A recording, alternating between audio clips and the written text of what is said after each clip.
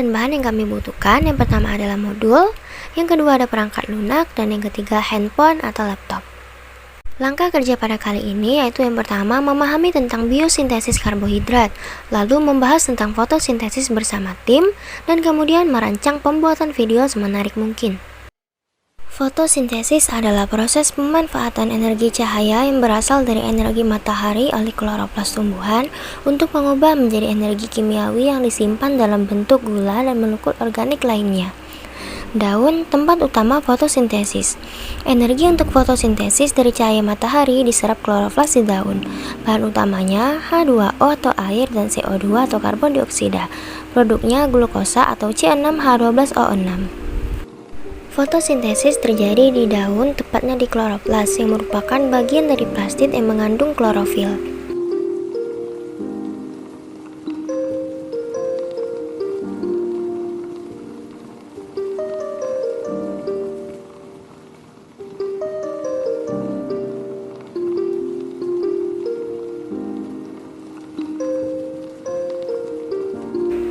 Proses fotosintesis terjadi melalui dua reaksi. Yang pertama reaksi terang karena memerlukan cahaya, terjadi di tilakoid. Terjadi konversi energi cahaya menjadi energi kimia dan menghasilkan oksigen atau O2. Yang kedua reaksi gelap tidak memerlukan cahaya, terjadi di sorma. Terjadi seri reaksi siklik membentuk gula dari bahan dasar CO2 atau karbon dioksida, ATP dan NADPH. Penangkapan energi cahaya pada reaksi terang melibatkan dua sistem cahaya, yaitu fotosistem 1 dan fotosistem 2. Klorofil pada fotosistem 1 menyerap foton dengan maks panjang gelombang 700 nanometer, sedangkan klorofil pada fotosistem 2 akan menyerap maksimal panjang gelombang cahaya 680 nanometer. Tahapan reaksi terang yang pertama, foton diserap klorofil di fotosistem 2. Ketika foton diserap oleh klorofil, energi yang diperoleh dilepaskan ke pigmen. Lalu, energi yang dilepaskan ke pigmen akhirnya sampai di pusat reaksi. Kemudian, elektron di dalam fotosistem 2 menjadi tereksitasi. Elektron tidak stabil yang ditangkap oleh fotosistem 2 lain menyebabkan fotosistem 2 yang kehilangan elektron menjadi positif. Elektron yang hilang diganti dengan cara pemecahan molekul air. Lalu, menghasilkan O2 dan elektron H+. Oksigen dilepas ke udara, sedangkan elektron H+ digunakan di fotosistem 1 melalui rantai elektron transport. Tiap elektron yang tereksitasi akan ditransfer ke fotosistem 1. Kemudian, elektron tersebut menyediakan energi untuk pembentukan ATP. Foton yang diserap oleh fotosistem 1 mengeksitasi elektron lalu ditangkap oleh aseptor elektron. Elektron selanjutnya dibawa ke NADP reduktase untuk mereduksi NADP+ menjadi NADPH. Proses fotosistem 1 dan 2 dapat dilihat pada gambar ini.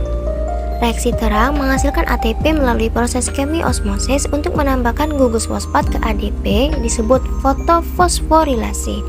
Jadi, energi cahaya awalnya diubah menjadi energi kimia dalam bentuk NADPH dan ATP. Pada reaksi terang ini tidak menghasilkan gula. Pembentukan gula nantinya akan terjadi pada tahap kedua fotosintesis yaitu siklus Calvin. Kemudian tahap reaksi gelap atau siklus Calvin yang menggunakan ATP dan NADPH untuk mengkonversi CO2 menjadi gula terjadi di stroma. Karbon memasuki siklus Calvin dalam bentuk CO2 dan meninggalkan siklus dalam bentuk gula. Ini menggunakan ATP sebagai sumber energi dan mengonsumsi NADPH sebagai tenaga produksi bagi penambahan elektron berenergi tinggi untuk membuat gula. Karbohidrat yang dihasilkan langsung dari siklus ini sebenarnya bukanlah glukosa, tetapi gula berkarbon 3 yaitu gliseraldehida 3-fosfat atau G3P. Untuk sintesis nitrus satu molekul G3P dalam siklus ini harus berlangsung 3 kali, memfiksasi 3 molekul CO2. Nah, siklus Calvin ini memiliki 3 tahap. Yang pertama fiksasi karbon, reduksi, dan regenerasi aksepton CO2. Fase pertama yaitu fiksasi karbon. Siklus Calvin menggabungkan setiap molekul CO2 satu persatu dengan cara melekatkannya ke gula berkarbon 5 yang bernama ribodosa bifosfat atau RUBP. Enzim yang mengkatalisis rangka pertama ini adalah RUBP karboksilase atau Rubisco. Produk reaksi ini adalah intermediat berkarbon 6 yang sedemikian tidak stabil sehingga segera dipecah menjadi 2 dan membentuk 2 molekul 3-fosfogliserat untuk setiap CO2 yang difiksasinya. Tahapan selanjutnya ada fase reduksi. Masing-masing molekul 3-PGA akan mendapatkan fosfat ATP. Nantinya akan berubah menjadi 1,3 difosfogliserat. Molekul 1,3 disfosfogliserat akan mengalami proses reduksi oleh bantuan NADPH dan berubah menjadi glyceradehida 3-fosfat. Nah, proses inilah yang akan membutuhkan 6 molekul NADPH sekali putaran siklus Kelvin fotosintesis. Setiap 3CO2 yang memasuki siklus akan membentuk 6 molekul G3P. Akan tetapi, hanya akan ada satu yang terhitung sebagai perolehan, yaitu karbohidrat. G3P merupakan gula berkarbon 3 yang sama terbentuk dalam glikolisis melalui pemecahan glukosa. Setiap 3 molekul CO2 yang memasuki siklus terbentuk 6 molekul G3P, tetapi hanya satu molekul dari gula berkarbon 3 ini yang dapat dihitung sebagai perolehan, yaitu karbohidrat. Siklus dimulai dengan karbohidrat senilai 15 karbon dalam bentuk 3 molekul gula RUBP berkarbon 5. Sekarang terdapat karbohidrat senilai 18 karbon dengan bentuk 6 molekul G3P. Satu molekul keluar dari siklus yang digunakan oleh sel tumbuhan, tetapi 5 molekul yang lain harus disiklus ulang untuk menghasilkan 3 molekul RUBP. Tahapan terakhir dari siklus Kelvin adalah regenerasi penerima CO2. Dalam serangkaian reaksi kompleks, langkah karbon 5 molekul GAP disusun ulang oleh langkah terakhir siklus Kelvin menjadi 3 molekul RUBP. Untuk melakukan hal ini, siklus harus menggunakan 3 molekul ATP lagi. RUBP kini siap menerima CO2 kembali dan siklus pun berlanjut. Untuk sintesis nitrogen 1 molekul G3P, siklus Kelvin mengkonsumsi total 9 molekul ATP dan 6 molekul NADPH. Reaksi terang meregenerasi ATP dan NADPH. G3P yang keluar dari siklus Kelvin menjadi materi awal bagi jalur metabolik yang menyintesis senyawa organik lain, termasuk glukosa dan berbagai karbohidrat lainnya. Untuk lebih jelas mengenai siklus Kelvin, bisa dilihat dengan animasi berikut ini.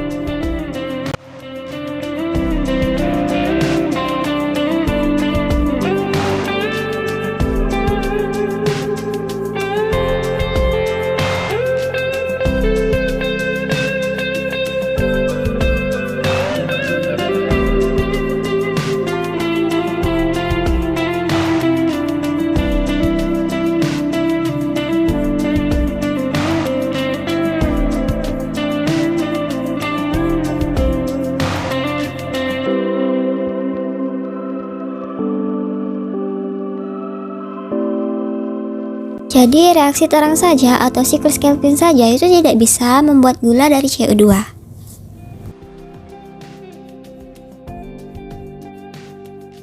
Selanjutnya ada reaksi fotosintesis pada tanaman C3, C4, dan KEM. Yang pertama adalah tanaman C3. Enzim menyatukan CO2 adalah RUBP yang mengikat O2 untuk proses fotorespirasi. Nah, tumbuhan C3 ini dengan karbon fiksasi C3 tumbuh baik di area sinar matahari yang sedang. Tumbuhan C3 berada pada konsentrasi CO2 tinggi sebab Rubisco menyertakan molekul oksigen ke dalam RUBP sebagai pengganti molekul CO2. Karena bila ada molekul oksigen, maka RUBP tersebut akan terpecah menjadi molekul karbon yang tinggal dalam siklus Kelvin dan 2 molekul glikolat dioksidasi menjadi CO2 menghabiskan energi.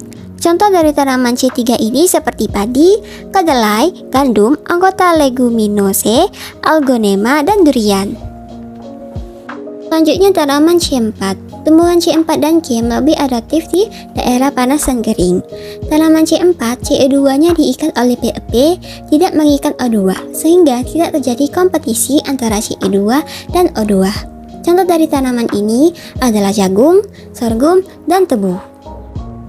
Pada tumbuhan C4 terdapat 2 tipe sel fotosintetik yang berbeda, yaitu sel selundang berkas pembuluh dan sel mesofil. Pada siklus Kelvinnya hanya berlangsung di kloroplast sel selundang berkas pembuluh. Akan tetapi siklus tersebut didahului oleh penggabungan CO2 ke dalam senyawa organik di dalam sel mesofil. Langkah pertama, enzim PEP akan menambahkan CO2 ke POP untuk membentuk produk berkarbon 4 oksaloasetar. PEP karbon silase memiliki afinitas yang jauh lebih tinggi terhadap CO2 daripada Rubisco dan tidak memiliki afinitas terhadap O2. Jadi, PLP karboksilase memfiksasi karbon secara efisien ketika rubisco tidak bisa, yaitu saat hari panas dan kering, dan stomata tertutup sebagai menyebabkan konsentrasi CO2 di daun turun dan konsentrasi di O2 itu naik. Setelah tumbuhan C4 memfiksasi karbon dari CO2, sel mesofil mengekspor produk berkarbon 4 yang dihasilkannya, yaitu malat, ke selendang berkas pembuluh melalui plasmodesma. Yang ketiga, dalam sel ini, senyawa berkarbon 4 melepaskan CO2 yang diasimilasi kembali ke dalam materi organik oleh rubisco dan siklus Calvin. Reaksi sama meregenerasi pirufat yang ditransfer ke sel mesofil.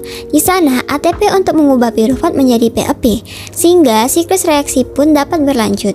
ATP dapat dianggap sebagai harga untuk meningkatkan konsentrasi CO2 dalam sel selendang bekas pembuluh.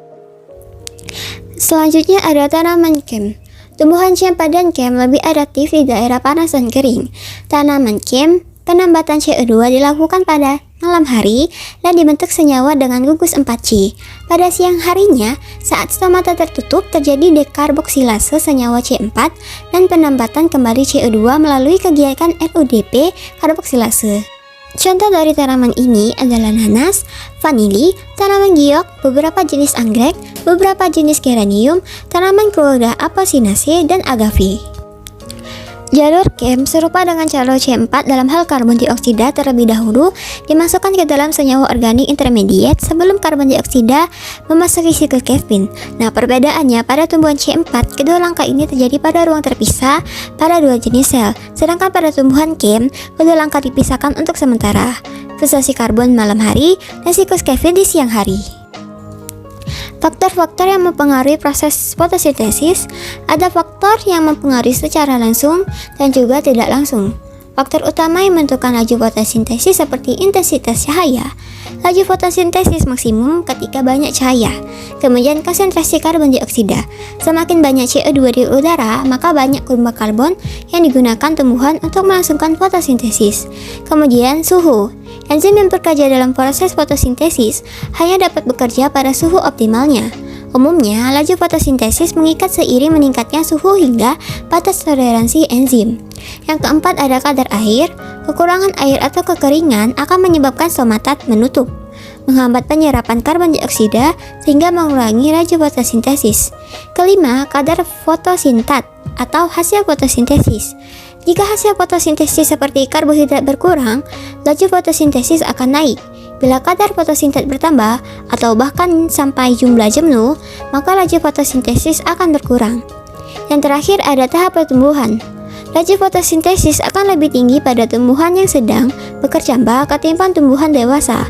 Hal ini dikarenakan tumbuhan berkecambah memerlukan lebih banyak energi dan makanan untuk tumbuh.